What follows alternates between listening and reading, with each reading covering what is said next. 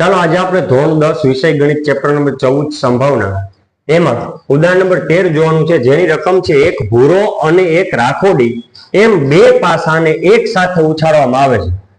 આપણે અગાઉના જે વિડીયોઝ છે એમાં સિક્કાવાળાના નિયમો અને પાસાવાળાના નિયમો સમજાવેલા છે. ન જોયા હોય તો અગાઉના નિયમો વાળો જે વિડીયો છે એ બે જોઈ લેજો કે એક પાસો હોય, બે પાસો હોય, એ રીતે ફેંકવામાં આવે તો કઈ રીતના આગળ દાખલો ગણવો એ જોઈ લેજો. છતાં પણ અહીં સમજાવીશ પાછું. તમામ શક્ય પરિણામો લખો. પાસાની ઉપરની સપાટી પર દેખાતી સંખ્યાઓનો સરવાળો, એટલે તમે બંને પાસા જ્યારે ફેંકો છો એકી સાથે ત્યારે બંને પાસામાં જે ઉપરની સપાટી આપણે દેખાતી હોય એ જે નંબર આપણને મળે છે ને બેયનો સરવાળો કરવાનો. આ પાસો ફેંકો છે એની ઉપરની સપાટી, આ પાસો ફેંકો એની ઉપરની સપાટી, આ બે સપાટી પર જે નંબર આવે છે ને એ બેનો સરવાળો કરવાનો. તો એ સરવાળો 8 હોય, 13 હોય અને 12 કે તેનાથી નાનો હોય તેની સંભાવના કેટલી? સૌ પ્રથમ તો સ્ટ્રક્ચર આ તો ફિક્સ જ રહેશે બે. કુલ પરિણામોની સંખ્યા બરાબર 6 ની n ઘાત. 6 શા માટે? તો કે પાસાને 6 બાજુઓ હોય એ માટે. n ઘાત n, હવે n ની જગ્યાએ કેટલા મૂકવાના જેથી n બરાબર 2? શા માટે? તો કે બે પાસા છે અને એકી સાથે ઉછાળ્યા છે, સોરી એકી સાથે આપણે ઉછાળ્યા. અથવા તો એક પાસો એને તમે બે વાર ઉછાળો તો પણ આ જ સિસ્ટમ, અને બે પાસાને તમે એકી સાથે ઉછાળો તો પણ આ જ સિસ્ટમ. પરિણામ 36 જ આવશે. n ની જગ્યાએ 2. શા માટે? બે પાસા છે, ભૂરો પાસો છે અને એક રાખોડી પાસો છે, બરોબર? એટલે 2 ઘાત એ માટે n ની જગ્યાએ 2. 6 નો વર્ગ એટલે 6 × 6 60 60 6 બે 12 નથી કરવાના. ઘણા ભૂલમાં ઝડપમાં શું કરી નાખે, 6 નો વર્ગ 12 કરે, ગુણાકાર 6 બે 12. 6 બે 12 ન થાય, 6 × 6 60 60 36. હવે આમાં એમ પણ કીધું છે તમામ શક્ય પરિણામો લખો. તો શક્ય પરિણામોની સંખ્યા, શક્ય પરિણામો બરાબર કયા કયા? તો કે 1 1 1 2 1 3 1 4 1 5 1 6 2 1 2 2 3 2 4 2 5 2 6 3 1 3 2 3 3 3 4 3 5 3 6 4 1 4 2 4 3 4 4 4 5 4 6 5 1 5 2 5 3 5 4 5 5 5 6 6 1 6 2 6 3 6 4 6 5 6 6 36 થાય. જો 1 2 3 4 5 6 1 2 3 4 5 6 60 60 36. હવે શું કહેવા માંગે? તો કે ભૂરો પાસો તમે ઉછાળ્યો તો એમાં એક પડ્યો, રાખોડી પાસો ઉછાળ્યો તો એમાં એક પડ્યો, ભૂરો પાસો ઉછાળ્યો તો એક પડ્યો, રાખોડી પાસો ઉછાળ્યો તો બે પડ્યા. સમજાણું? ગમે લઈ લો. ધારો કે એવું નહીં, પેલા રાખોડી પાસો ઉછાળો પછી ભૂરો પાસો ઉછાળો તો આમ થાય. શું? તો કે રાખોડીમાં 4 પડ્યા અને ભૂરા પાસામાં 3 પડ્યા. રાખોડી પાસામાં 5, ભૂરા પાસામાં 4. ટૂંકમાં બે જે ક્રમ છે એ અલગ અલગ પાસા ઉપરની સપાટીઓ છે એમાં આપણને દેખાતો ક્રમ છે. હવે પેલું શું કીધું કે સરવાળો 8 હોય તો તમારે જોવાનું અહીંયા 1 + 1 બેનો સરવાળો કેટલો થાય? 2. 1 + 6 7. ચાલો પેલામાંથી મને એકેય પરિણામ એકેય જોડ ન મળી. બીજામાં જો 2 માં 5 ઉમેરો તો 7, હજી 8 ન થતો. 2 માં 6 ઉમેરો, 2 + 6 8, એટલે એક જોડી મળી 2 6.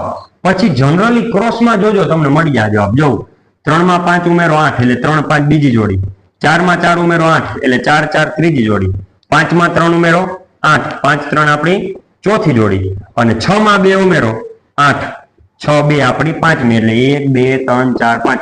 બાકી કોઈ પણ જોડી તમે ટ્રાય કરી લેજો, કોઈનો સરવાળો 8 થશે નહીં. જો 5 માં 5 ઉમેરો 10, 6 માં 4 ઉમેરો 10, 6 માં 3 ઉમેરો 9, 6 માં 1 ઉમેરો 7, 6 માં 2 ઉમેરો 8.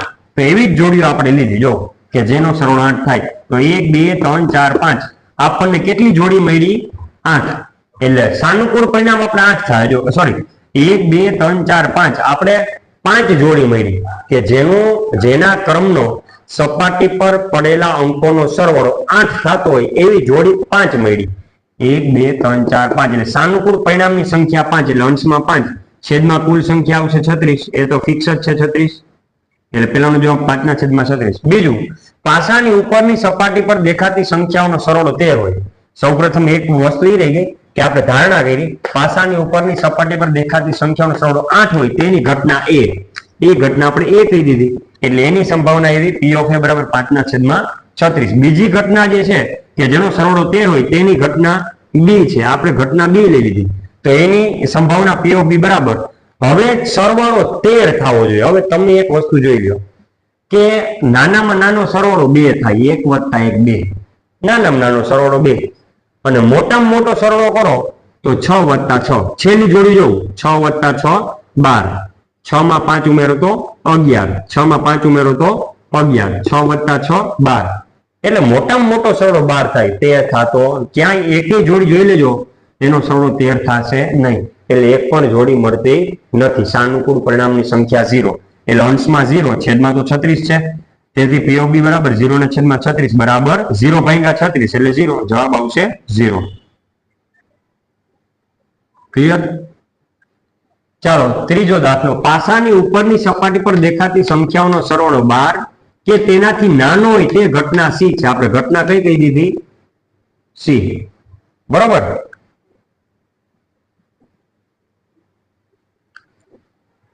અહીંયા એક પણ નહીં, જોડી એક પણ નહીં, એક પણ નહીં એટલે 0. અહીં જે મળી અહીં લખી. હવે ઘટના C કીધી, સરવાળો 12 કે 12 થી નાનો. હવે તમને તરત ખ્યાલ પડી જાય કે 6 વત્તા 6 કેટલા થાય? 12, એટલે આ જોડી તો આવશે જ 12, એટલે 6 વત્તા 6 12 થઈ ગયા. કે તેનાથી નાની. હવે આ બાજુની બધી જે છે ને એનો સરવાળો 12 કરતા નાનો જ થશે. જોઈ લો, 5 વત્તા 6 એટલે 12 થી નાનો, 5 ને 5 10 12 કરતા નાનો, 6 વત્તા 5 11 12 કરતા નાનો, 1 ને 2 3 12 કરતા નાનો, 2 ને 3 12 કરતા નાનો, 1 ને 2 12 કરતા નાનો. એટલે 12 કરતા નાનો અથવા તો ઓછો સરવાળો થાય એ બધી આપણે લેવાની કીધી, અને ભેગી 12 સરવાળો થાય એ લેવાની કીધી. એટલે જેનો 12 સરવાળો થાય એ 6 અને 6, અને 12 કરતા નાનો સરવાળો થાય એટલે આ બધે બધી, એટલે કેટલી આવશે? તમામ જોડીઓ આવે. તમામ જોડી 36 છે, 36. એટલે સાનુકૂળ પરિણામની સંખ્યા કેટલી? 36 એ અંશમાં, અને છેદમાં કુલ પરિણામની સંખ્યા કેટલી? 36. આ છે ને 36 એ છેદમાં 36. હવે ઉપર 36 નીચે 36 ગયા, તેથી P of C બરાબર, તેથી P of C બરાબર 1. કેમ કે અંશમાં 36 અને છેદમાં 36 ઉડે તો જવાબ કેટલો આવે? 1. ક્લિયર? તો ઉદાહરણ નંબર 13 આપણે પૂરો કરીએ છીએ.